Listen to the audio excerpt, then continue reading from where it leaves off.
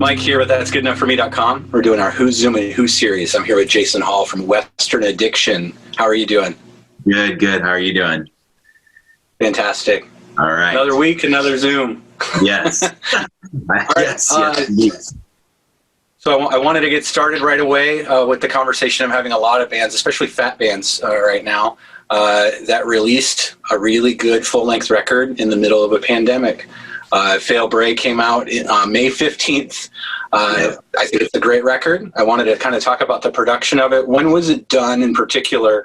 And was there kind of a roundtable discussion as to when or how it was going to be released because of everything that's going on? Yes. Thank you. Thank you for listening and liking it. I appreciate that. It was done. It was finished towards the end of December.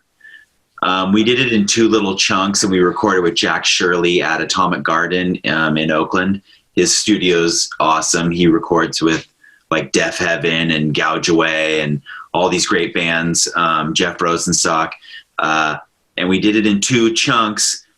And then once you get your artwork done, you get put on the release calendar at the record label. And I remember having the conversation in the practice space. It was just probably like January or February where we're like, ooh, this is getting funny. Should we try to hold our release, you know? Because you could see everything happening. You could like, oh, this is going to happen. And we couldn't hold our release back. We wanted to, but once it's in the system, you have to pay money to get it out of the system, meaning with digital distribution and with stores and big, big distributors. And we weren't gigantic enough to, cost the label money. So we were like the cutoff, but I don't think we got it the worst. I think Pears and Bomb Pops got it the worst. Like, and they're like fully functioning, touring a lot bands. We tour somewhat, but not as much as them. And they really got lost, and we got lost too. Yes. It's just, so that's kind of like the timeline of it. If we could have held it, we would have. Well, okay. Well, I, as a fan of all of these albums that are coming out, I guess I need all these albums right now while I'm stuck at home. So I'll tell you that much. But I did want to bring up, I've interviewed Pears. I spoke with Lynn from Bad Cop a few weeks ago. Same exact situation for them. An album slated, a tour that was gaining momentum, and then suddenly everybody, I think both of those bands had to rush home from Europe in a big hurry. And I know that you have proudly referred to your band before as being somewhat part-time, day jobs and such. So I was curious about that. So thank you for your answer. Yeah. But yeah, it is what it is. I've had this conversation a lot of times with a lot of bands over the summer, and I think we can just expect more releases from everybody, right? You'd think so. It's weird. I listen to a lot of music because of my job. I'm able to listen to music all day. Just this last week, the release schedule, like every Friday, I listen to tons of music, and I listen to radio shows all week. This was the first week last Friday where it was really dead, where people were releasing weird things like commentary on their songs, like there just wasn't any releases, and I like tons of different styles of music too. So, but it was like, dang, maybe it's even getting so slow for that. Do you know what it's like? Maybe people are even running out of that. You should be writing songs right now. That's what I do at night, because I'm like, dang, our record just got, eaten. What am I going to do? It's at first when we were promoting it too, I felt guilty. I'm like, I should not be talking about, my silly rock and roll record when people are, sick, but I'm proud we made this thing. We had all these shows lined up. We were supposed to play at Propaganda, supposed to play at Bad Religion, supposed to go to Europe. It's all gone. It's, 2028 our record. So I was like, I can be bummed about it, or I can just start making new riffs. And that's what I do every night. And I can't believe I'm trying to make new songs, but it's what else am I going to do? Yeah, no, that's true.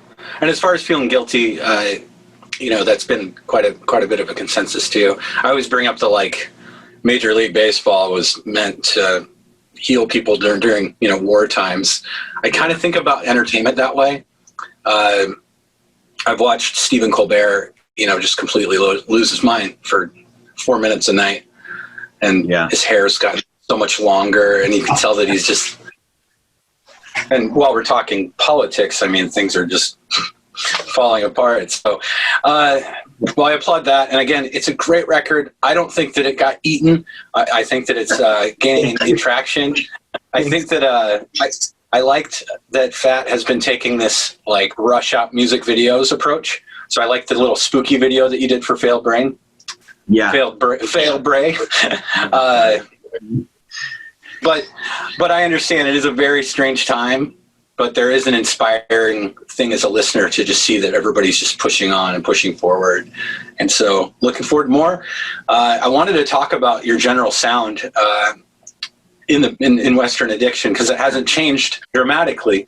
And I absolutely, as a musician, I hate when someone tries to compare an artist to another artist, or even start throwing genres out. So I'm going to attempt not to do that. But your ability to... I'm curious too, because people think you have, what kind of band did you want to start? I'm like, oh man, I'm doing the only thing my body will do.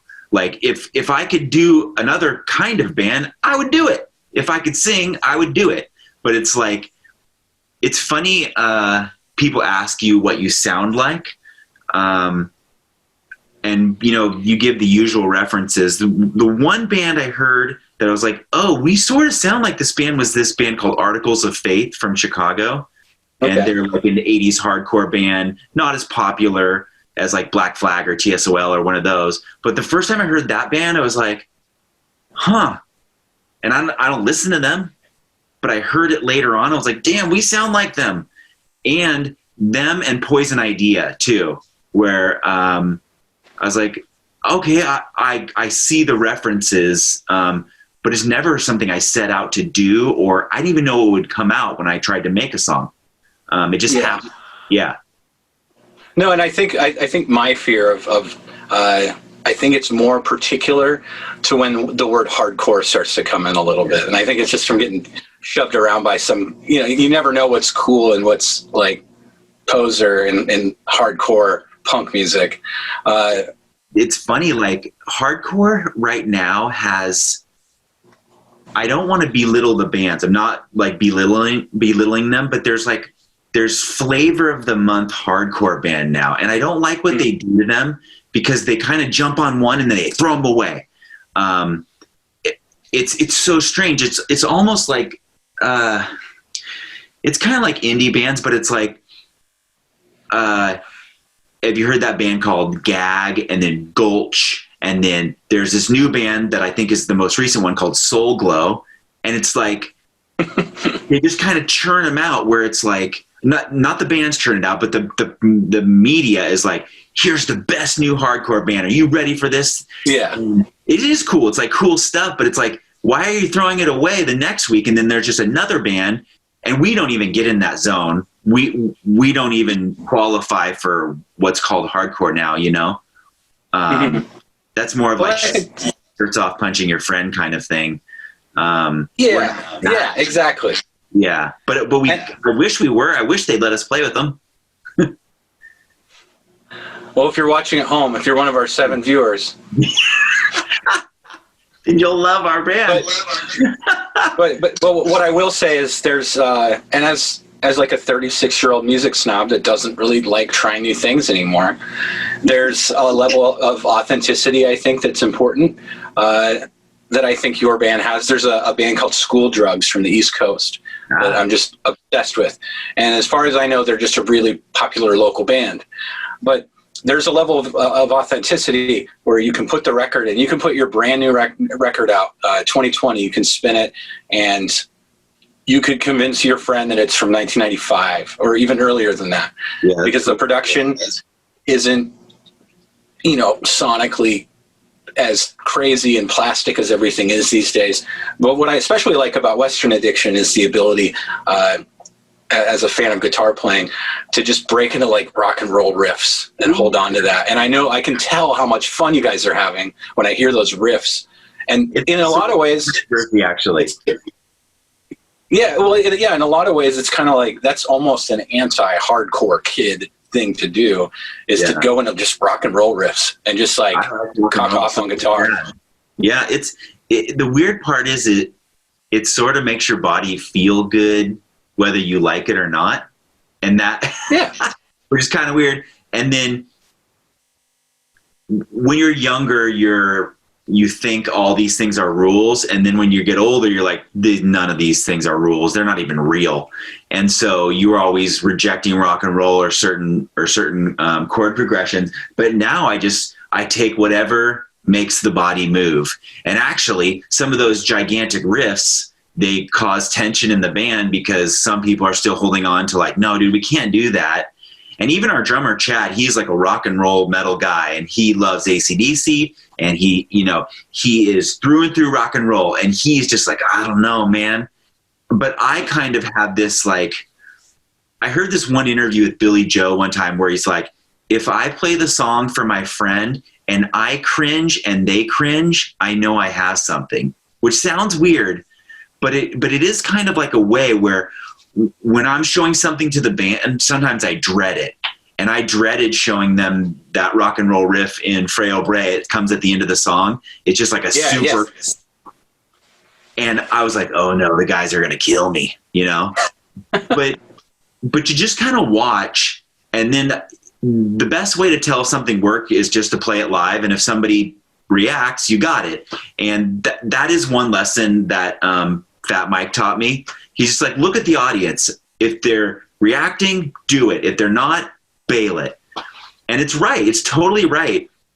Bands always release singles that they think are the right song. Doesn't matter. They're half of the time they're completely wrong. Bands never know themselves. But when you play live, you know, there's no way around it. So when we played Frail Bray live for the first time, we played this weird art show. This guy makes all these like monster masks, and we've never played an art show. It was pretty awesome. And there was this drag queen right in the front of the audience. And right when we hit the riff in Frail Bray, they were dancing like crazy. And I was like, look, boys, this is it. It works. But it was pretty awesome. It was kind of like affirmation that the rock and roll riff worked, you know? But absolutely. I bring lots of ideas from other genres in all the time. The guys are pretty good about accepting most things, but some things they're just like, no, dude, this is not happening. And I'm like, just try it, just see what happens. And they're pretty open after a while, you know, but it's like a tough sell.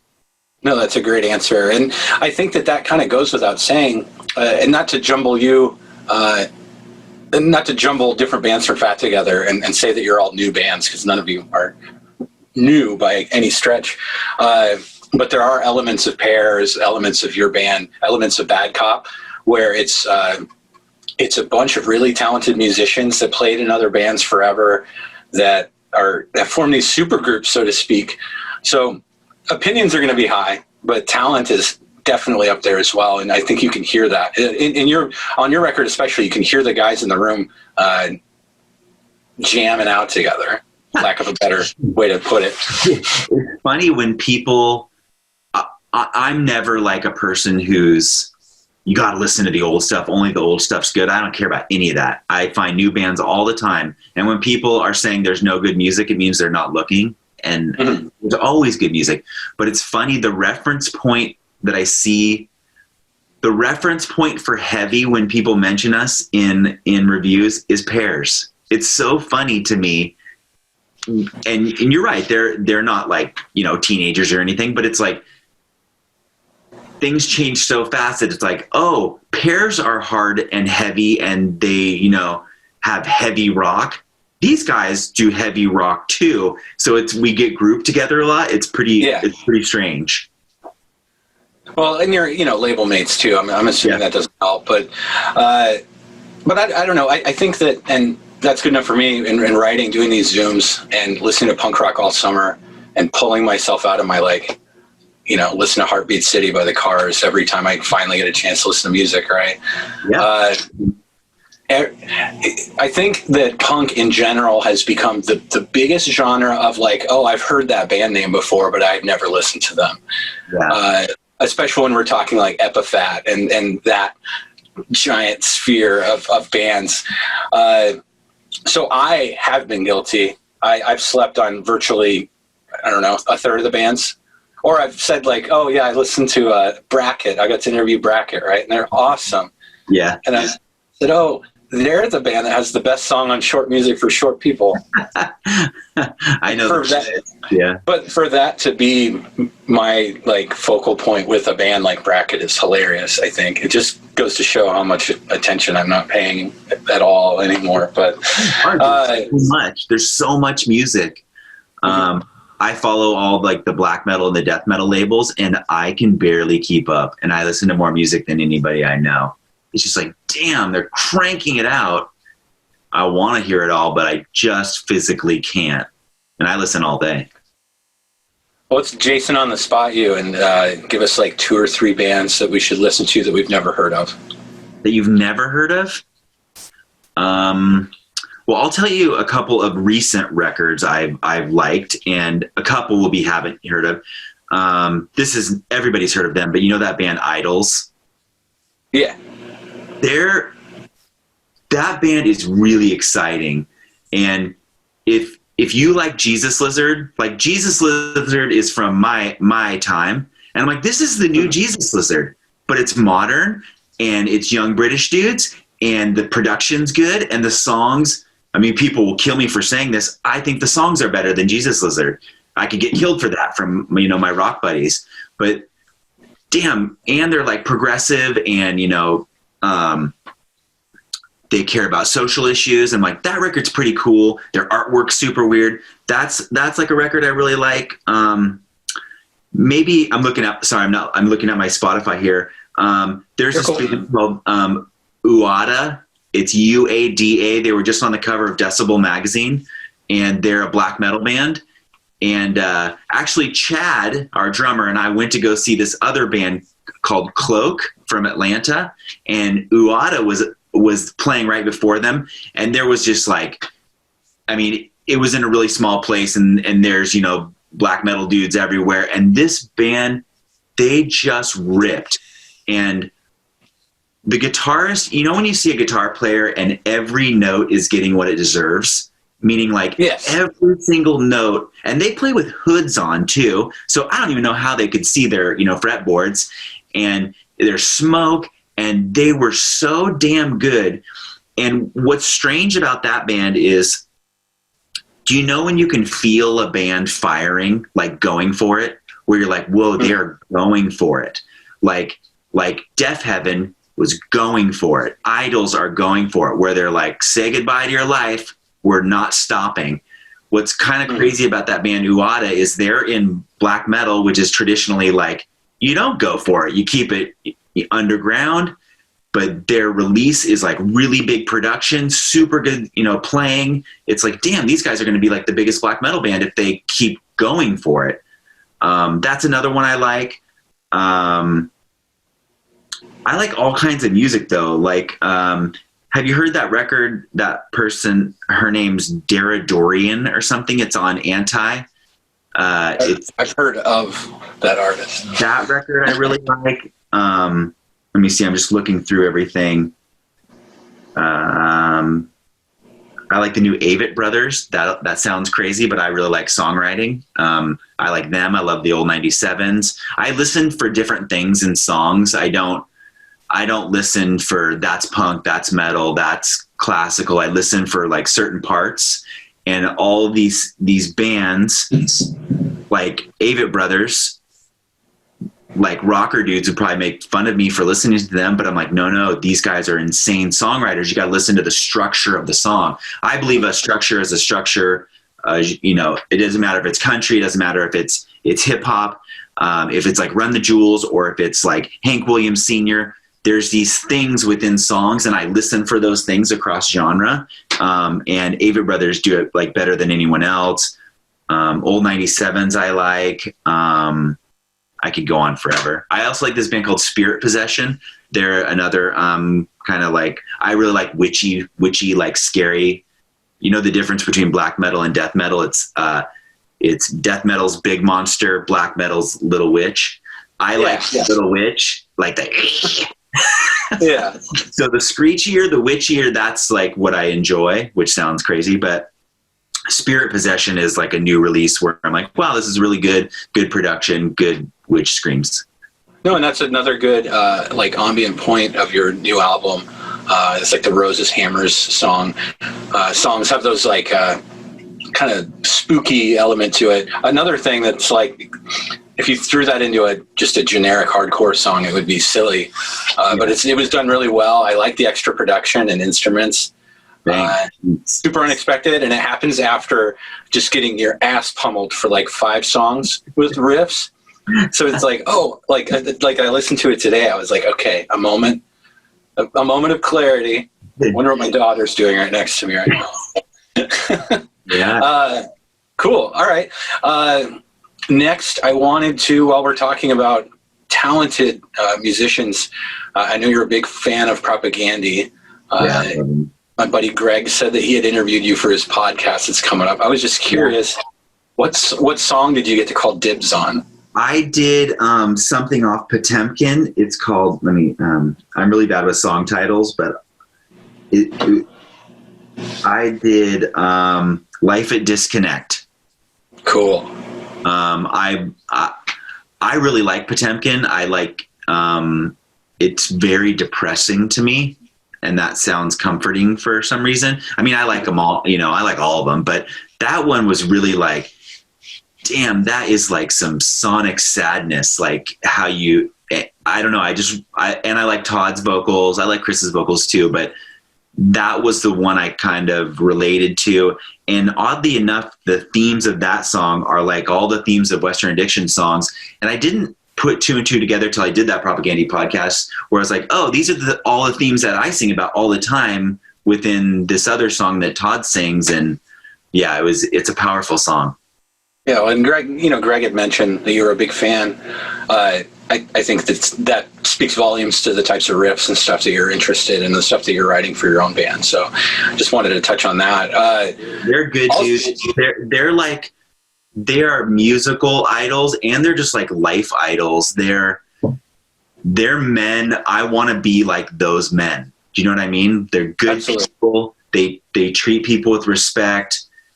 It's funny, like, I've been listening to them since, I was, like late teens, early 20s. And my brother and I would like look through their records and order all this weird stuff from AK Press, like all this subversive literature. My parents are like, what's all this like bomb making stuff coming to the house? Yeah. It's like, no, we heard about it in Propaganda. They said it's cool. Don't worry about it. Well, I had added some of their writings about like COINTELPRO and stuff. And just anti-homophobia. I like had a GeoCities website, and I had an essays portion. And God, all the kids in my school thought I was a big weirdo. But it's cool. They taught you to be like, just this year, people had to say, hey, you have to actively be anti-racist. But if you like look at Propaganda, like they have all that on their record covers. And then if you look back to Joe Strummer, he's got that quote where it's like anti-racist, anti-homophobia, anti-ignorance. Like that's the way to be. You don't have to be aggressive. You just have to point it out. And not everybody's, tough enough to point it out. I'm not. I have to learn to, be able to stick my head out there. And I see those guys as being like, this sounds wrong, but like the ultimate tough, secure people. Not like a tough guy, but just like so comfortable in their skin and they're tough, but in such a different way. Like, I'm so tough, I don't even have to fight you. Do you know what I mean? That's like a passive, like, aggressive piece. And I really like that. Hell yeah. And that's something that I think that's something that Americans in general, during these times, I mean, I was out with my wife this afternoon, and we were walking through a parking lot. And the thing in Nebraska right now, our hospitals are at the most capacity they've been in so far because it took the virus so long to get here. Yeah. But because of the rhetoric and because of being in a red state, people are wearing their mask in the grocery store like they're required to, but they're taking the like free one at the counter and they're littering it in the parking lot. So if you go to any parking lot in Lincoln, you're going to find 20 to 40 like angrily thrown masks. Yeah. And you see them do it. You know, you don't just find it later. You see someone walk out, their foot's out, their first foot is out the door and they're ripping it off and muttering something about, you know, pussy liberals. And it's like, what we need is that like Chris Hanna brain. Yeah. It's crazy. I grew up in a really small town, so I know exactly what you're saying. And now I live near San Francisco, so I know exactly the opposite of what you're saying. And I've lived both. And so when I'm looking back home, I can see why people that live in those towns don't believe what liberals say. And I believe that liberals don't truly understand them because you don't know what it's like unless you lived in that town and felt those things. But I'm so glad I moved to San Francisco, and now I feel like I see the world in a different way. I mean, I don't know. There's some parts of the United States still, like where I grew up. There's, you know, it's small. But the first time I went to Georgia, I was like, damn, this is kind of crazy. There was like, it was like another level of what I was used to. I was like outside of Atlanta. Kind of there's some deeper South than I was used to. Yeah, definitely. No, and I'm old enough to remember like my first merch guy was from like rural Arkansas. He went on tour because he thought that I think he thought that my local band was going to be like playing in stadiums and shit. And we're like sleeping on wood floors wherever we can. And we someone took us to like a gay nightclub and to like get us fucked up. And we were so excited to drink and party. And this guy like held my hand because he was so scared of being approached by a gay man. he like held my hand. He tried to hold my hand like all night. And I mean, he woke up, he grew up, and he figured out the rest of he figured out that he was a crazy person from a rural town. You need but I will say, you just need to meet people and you need to see things. Moving to San Francisco, I met every kind of person. And I kind of forget about it until we go play somewhere. And then our guitarist, Ken, he's Japanese. And I forget that he has to deal with all this garbage all the time. We'll play in some weird town and somebody will say something to it, and it's like blows my mind that it still happens. I'm like, oh yeah, life sucks for you sometimes outside of San Francisco. So it's like a nice reminder that I don't know, that it just keeps me grounded, like, oh, what other people have to go through. Even Ken, he has to go through this when we're out on tour, and it sucks. Yeah. Yeah, my wife is Vietnamese, so it's the same thing. Even something as simple as someone approaching her in the middle of a grocery store and saying, "Where are you from?" Yeah, just the language. And she's always like, "Yeah, she's like, yeah, I'm from Nebraska."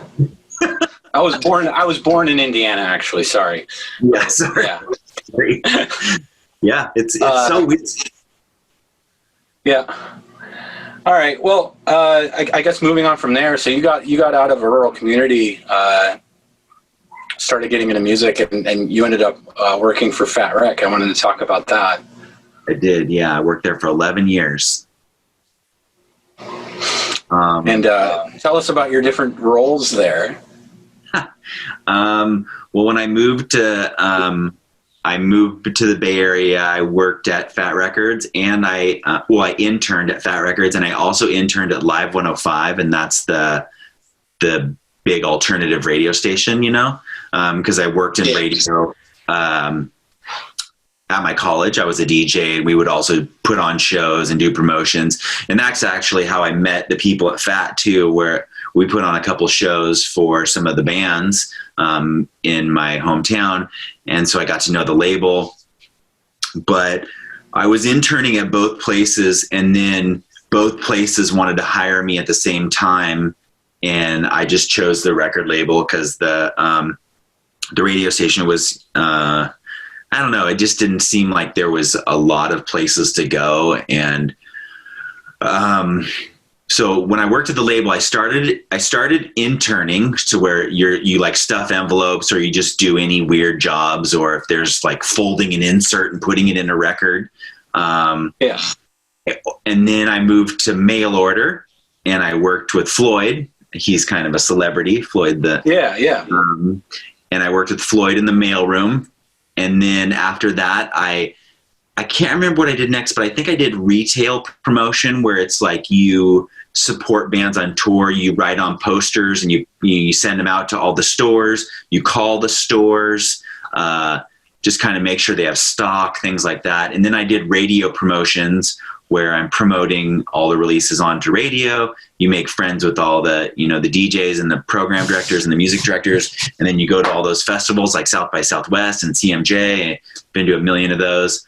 But when you work at a small label, I mean, it's not that small, you just kind of do everything. You're just like, some days I would assist on a photo shoot, you know what I mean? Or there's just weird jobs you do. But those were my main jobs there. Yeah. And when you were like wide-eyed day one interning, what were some releases that were coming out? My time was when the Gimme's first record came out, Have a Ball. Oh, cool. So we're talking like a really influential time for the label. Yeah, it was like 97, like late 97. And this was, I sort of watched that's right when the music industry just crashed because of people stealing music online. And I kind of watched it, lived through it.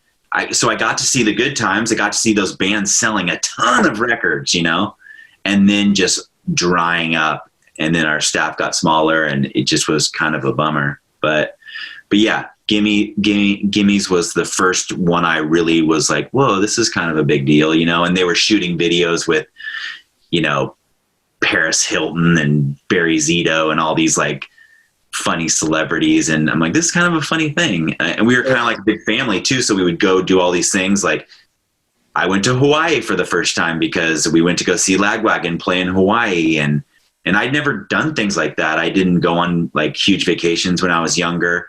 And so this was like my family, and I did all these cool, interesting things that I still talk to them to this day. Like my best life friends are from working there. So there's a good chance I ordered a whole bunch of Propaganda merch in one purchase, right? Yeah. And it was probably in 2000 or 2001. It was before Today's Empires came out. Yeah. I remember almost all of the stuff still had the kind of the branding of Let's Talk More Rock. But I think I like detasseled Korn, and then like got a weird data entry job, and I finally got paid, and it was my first big mail order purchase.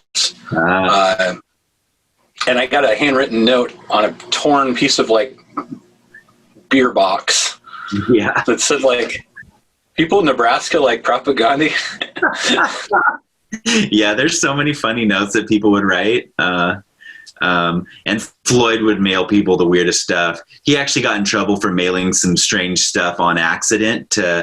Like one time he accidentally mailed some stuff to Mike's dad, like mailed a stapler and just didn't write the right like zip code.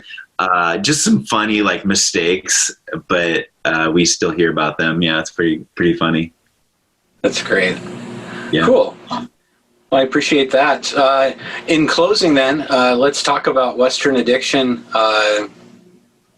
What are we expecting to see in the future from the band? I know that you put out a couple little Fat Wreck music videos from the album. Yeah, we did a couple videos. I mean, we have extra songs left over from recording. We have 2 that we didn't put on the record. And one is brand new. And I want it to come out someday. It's a song about my grandfather, and he's like life idol, the best guy.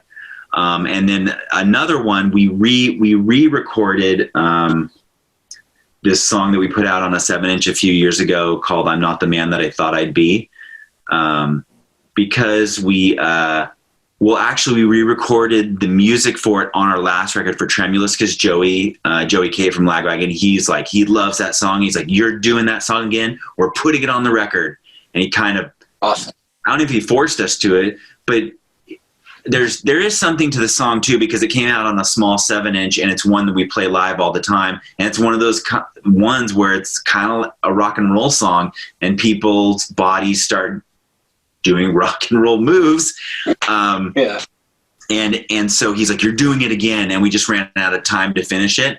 And then I always wanted to get it's a duet, so I wanted to get the right singer to sing on that. And so we asked Brenna from The Last Gang. Do you know, they're a label mate band of ours, The Last Gang. And Yes. her voice is crazy. She can do anything. And we're not even like the same style of band as us. They're like a Rancid style band. But when I heard her voice for the first time, I was like, that's it. She can do anything.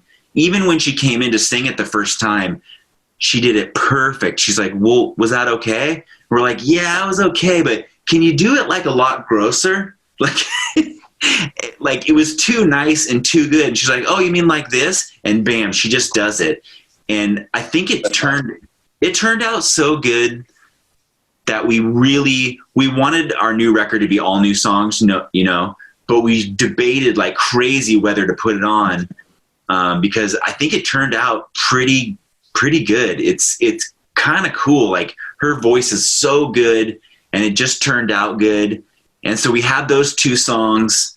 We were going to put them out on like a 7-inch or like maybe like a 10-inch or something. All of our European festival shows got pushed to 2021, but honestly, I don't know if that's going to happen. I saw like the first big festival of 2021. It was like, I forget what it was, like Maryland Death Fest or something like that. I saw that, the people talking about pushing that out. And then I saw Bonnaroo got pushed out to like late, whatever, September, October. I'm like, ooh, this is not good. So I say to the guys, I'm like, Frail Brave's done. It's gone. But they're like, "No, dude, no, we'll play some songs off it. We'll tour off it." And I'm like, that's cool. If we do, I'd love to. But I don't know. I just started making a new record, and I don't know why. I just like making songs. And so even my wife's like, "Why are you doing this?" I'm like, "I don't know. What am I going to do?" So, Yeah. So I don't know. I don't know what to do. But so we've never been on your 2022. Yeah. I'll see you in 2022, both albums front to back, total showcase of 2 LPs from one band. We haven't even played the songs, enough. We played one song, this song called Utter Despair. It's kind of later in the record. It's like song 8 or something. The first time we played that song, though, when we're playing, I like step outside of my body, and I kind of watch the people. I also crack up a little bit because I'm like, I can't believe this is happening. This is pretty cool. Like, my lame song, these like real musicians are playing them, and this is fun, and people are going crazy. And I can't believe it. So when we played Utter Despair, I kind of stepped outside my body and watched that a little bit, and I saw people kind of going, okay, this is something. And it was the first time. And I was like, and that doesn't happen always. Usually people are just like, what is this? Why is this, giraffe of a man screaming at me? But somebody reacted to that song, and I was like, that's kind of cool. I'd like to try it again to see if people would, to see if their bodies would react. So someday, I don't know. Oh yeah. It was interesting watching, I watched live at Fatty's. So watching NoFX play, with ultimately probably not very much practice, but to like blare open with Sold Out, which is just such a weird, complicated, clunky song with so many different little parts. It kind of raised my eyes a little bit, because that feeling of like shaking it off and playing with your boys again, right? Yeah. But to take that further,